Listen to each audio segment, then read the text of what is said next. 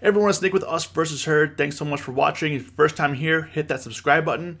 If you're not yet a member of our free options trading group, the link is below in there. You could be beginner, you could be advanced, you could be expert. Everybody's in there. So this video is going to be more towards the beginner. We're going to be talking about some tips for beginners on Robinhood. If that's you, I wanted to make this video because a lot of our videos people say, hey, I don't understand this and this. So this is kind of just go over some of the basics and just give you some tips on trading options on Robinhood. And to do this, we're actually going to use Apple as an example. I also have Tastyworks over here so you can get to kind of compare.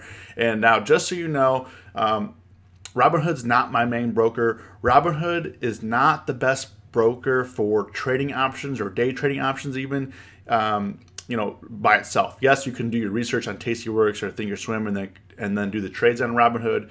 But in my opinion, it's my opinion. I'm probably gonna get some flack for this. In my opinion, it is not the best broker. I also have some other videos on how, in the end, Robinhood actually costs you money. I know it says free commissions, but there's ways Robinhood, costs you money. You give money back to the market, it's going to cost you money just because of the platform itself.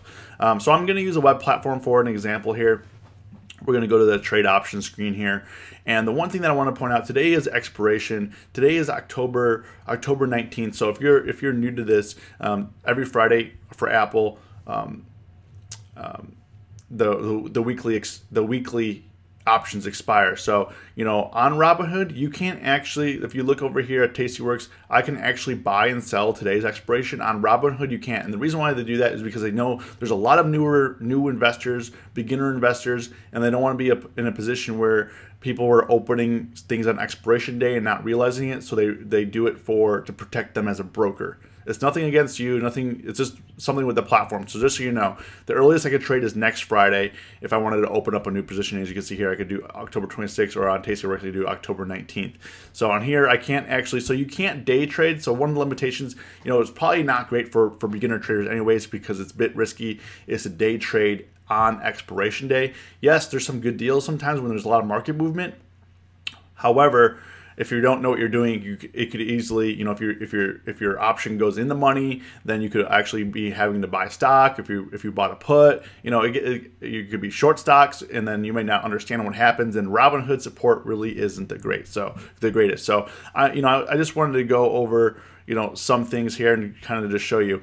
One thing that you'll notice is if you look over here at Tastyworks, you can see Apple's share price moving pretty fast, and you can see the share price on here not moving as fast. So just so you know, Robinhood is not giving you the fastest pricing. Just so you know, it's a bit lag. So as you can see, this pricing over here in Apple, 22.48. This is just cut up, and then 22.49. You see, it's not as fast as some of the other brokers, and the same as Thinkorswim. Robinhood, in terms of ticker, lags behind. It's not a huge thing, but if you're trading like penny stocks or illiquid options and everything like that, it does make a big difference. And the same thing goes for option pricing, as you can see here. What I'm going to do here is I'm going to click on this 220 strike and kind of go over this. One of the things that you have to be careful about is Robinhood's break-even price. Now, the break-even price relies on if this option was exercised, like if you bought this option, it was exercised, and that's how much money it would have to go up. For an options trader, I would just don't even think about this. People get confused, especially newer traders. They get confused about this break-even price. Like, don't pay attention to this at all. Don't let this skew your trade. The break-even price is relying on the stock price, not necessarily what you're paying for options. A lot of things can happen with the option pricing that can change this. And as you can see, as the pricing changes here, this is changing as well. It gets confusing for people. But today's Apple's having an up day. It is expiration Friday. The percent change here. The percent change here is the how much the option was up from yesterday. So if you bought this option yesterday before close at sometime or at close, you're up 74% on this option if you were to buy today. Now today is kind of a weird day, but you know, that's where that price is come here. The break even, kind of going back to the break even price, you know, how they come up with that is they take the strike price 220 and they add it with the premiums 393. So as you can see, the break even is 223.95. So, you know, the break even relies on the premium. So don't pay attention to that. If you're trading the option premium, you want to more rely on theta and delta. If you're just trading the option premium, you know, this really only comes into play. So if you paid $395 for this 220 option and you exercise it and you owned 100 shares to 220, you need to go to 223.95 to break even. That's kind of how that's pretty much how they get that price there. That's how they get the price. So the one thing that I don't like is you actually have to click on each option here to get the bid and the ask, and you can say this is why it's important to trade liquid options. I'll show you an illiquid option chain in a little bit here, but you can see here the bid and the ask is, you know, 5 cents here for these, and then this is actually giving you the mid price here. So, you know, the bid's $3.95, the ask is $4, and then they're giving you the mid price here at $3.98, just so you know. So when you're trading illiquid options, it's gonna be a bit crazy, which I'll show you in a bit here. You know, so that's how you calculate that. They don't actually tell you what the mid price is, like some other platforms like Thinkorswim has like a bar. It'll tell you what the mid price is and you can adjust it that way. So if you click on this, let's say I clicked on to add this here, long call. They don't show you the bid and the ask up here. You actually have to go here, and the bottom price is the bid. As you can see, it matches this, and the ask is this right here, the $4 here that matches this, and it's giving you a price. Right now, it's not giving me a mid price, as you can see. So you got to be careful about that. So just because I select $3.98, now it's back to $3.95. You have to actually, let's say, select what you want to put in there. Don't just put it in order in. Like right now, if I were to put a mid price in right now, I'd probably pick like $3.96, $3.97. Just you know, that's probably what I would do to get a fill.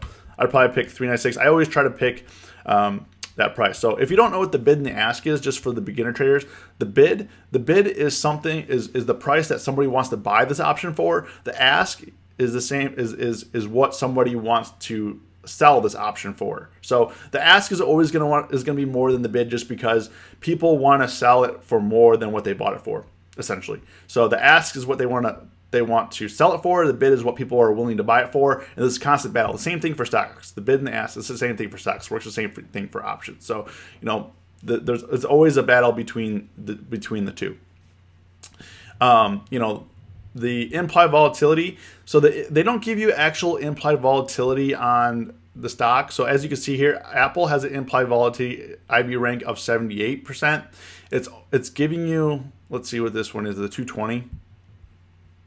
Yeah, okay. So this implied volatility is for this strike only. It doesn't give you Apple's IV, so just be mindful of that. This is not Apple's IV. This is the implied volatility for only this strike. It's probably different for this one as well.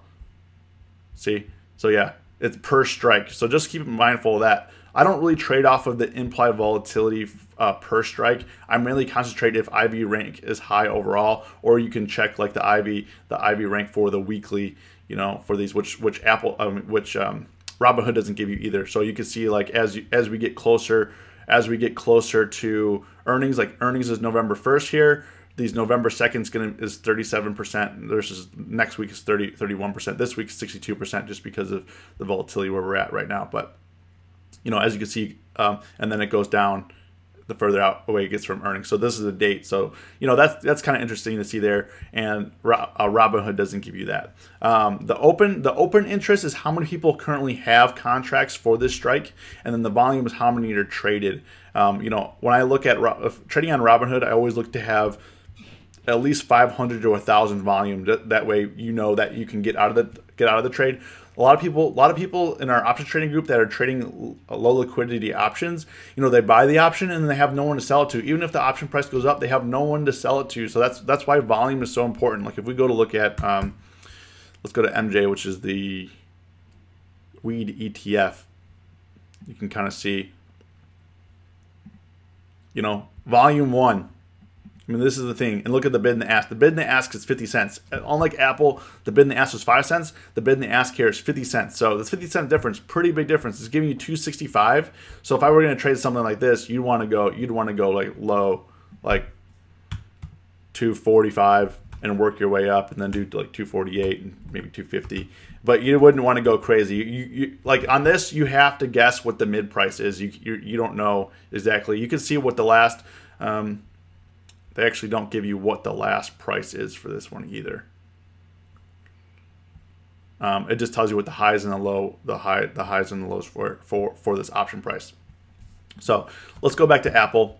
We'll talk about that, but that's how you spot like a low liquidity. You look at the options, and typically, like on Robinhood, you don't want to trade something like that. You want to trade something that has liquidity. Also, for beginner traders, you pretty much just are going to be buying calls and selling calls. A lot of people don't have the ability to do spreads. You can reach out to Robinhood to do spreads, and what I mean by spreads is, let's say you want to do a vertical put option or an iron condor or vertical call spread.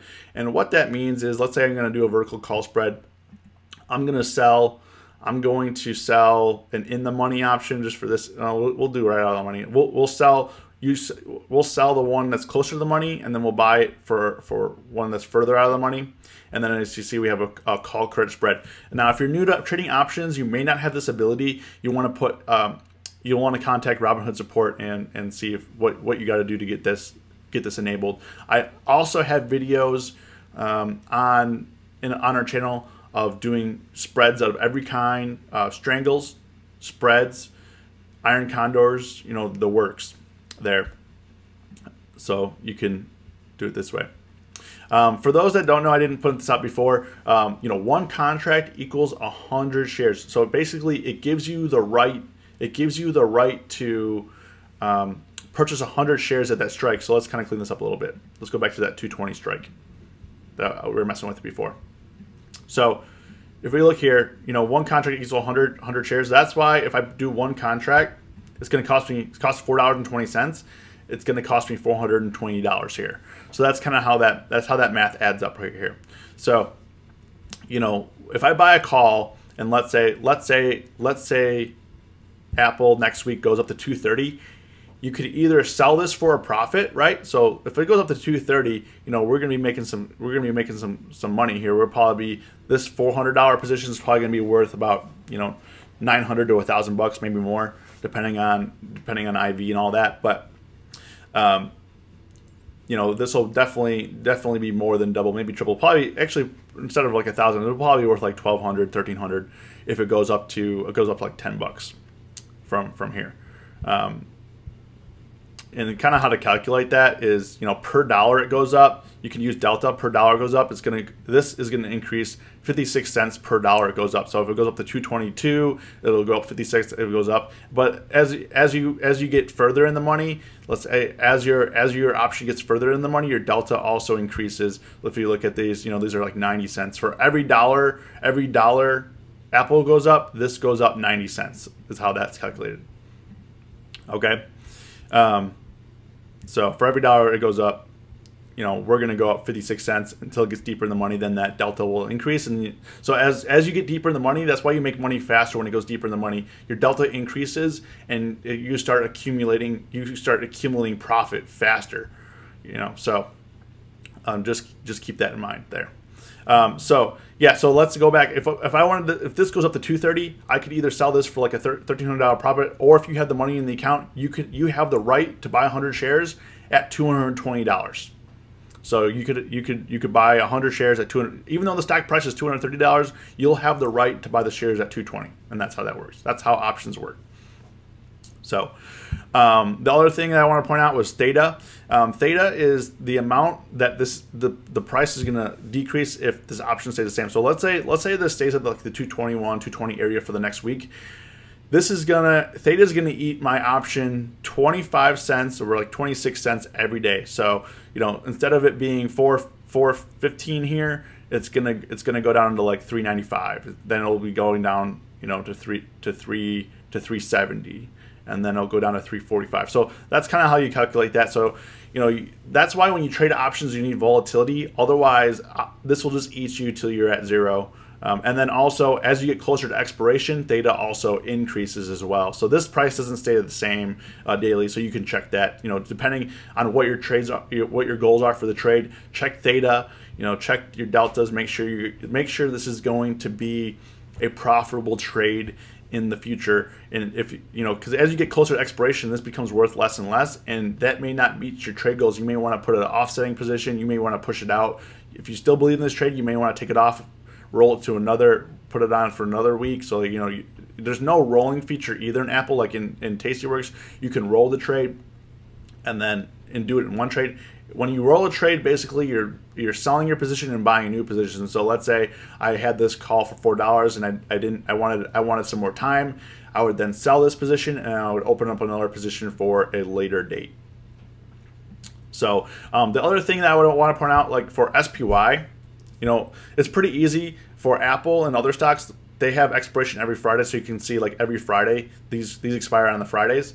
But SPY has expiration Monday, Wednesday, and Friday. So if you're trading SPY, it gets a little dicey here.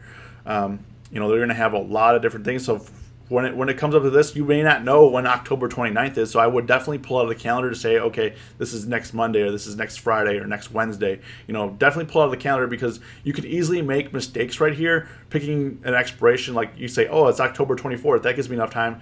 Not realizing tomorrow's the week, like Saturday, Sunday, that's the weekend. And this is actually expiring Monday. So really, you only have one day that this to get out of this trade. So be mindful of that. It gets a little confusing in here when you're trading. You know, SPY is very liquid. It's a very great ETF to trade. You know, it's liquidity is great. You're not going to have a problem. Bid and the ask is tight, great, but you may make a mistake choosing the wrong expiration here. So definitely pull your calendar out when placing a trade. Also, I noticed, like for Robinhood, because it's a little bit of a slower platform, not really for day trading, you know, you don't want to get too aggressive with the trading. You know, put the trades on and do your research on another platform like Tastyworks or Thinkorswim. You know, that's the best thing that I could offer you for that. So, you know, I just wanted to put some quick tips together for you. You know, if this video was of value to you, hit that like button. I definitely appreciate it. You know, you guys have a great weekend, great day. If you're not yet a member, again, join it. The link is below, and hit subscribe if you like the content here. So, thanks.